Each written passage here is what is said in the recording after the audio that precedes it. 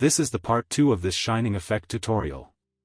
Actually, one of my subscribers asked me how to apply this effect to a moving object in the video. It is a very simple process, we just have to track that object. For example, this watch, or this headlight in this video.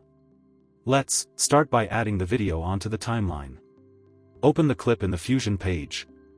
In this video I will tell you the more easy way to generate this effect. In the previous video I had used the matte control node, which was little bit complicated. So, let's start by adding softglow node.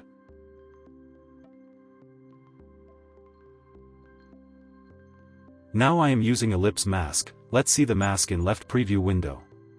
You can also use the polygon mask to draw the mask according to the shape of the object.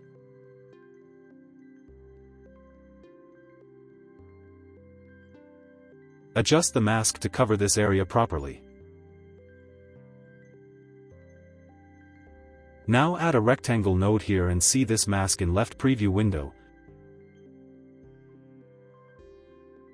Change its size as shown in the video.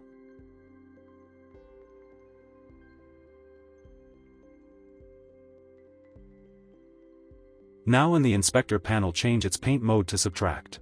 This means we are subtracting the rectangle mask area from the first mask. Now if we invert the rectangle mask, you can see the glow effect is only visible in this rectangle mask area. You can adjust its size and also animate it from here. You can increase its soft edges if you want to make the edges softer.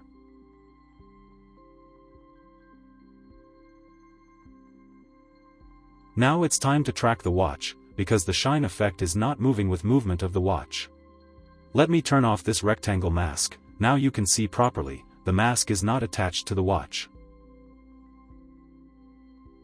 So, add a planar tracker after the media in node. Let me turn off the glow node for now. Select the planar tracker node and draw a mask around the watch. Click on this Set button. Change the tracker option to Hybrid Point Area. And click on Track Forward button. Now click on Create Planar Transform. This will create a new node, having all the tracking information. Now disconnect the planar tracker node, turn on the soft glow node.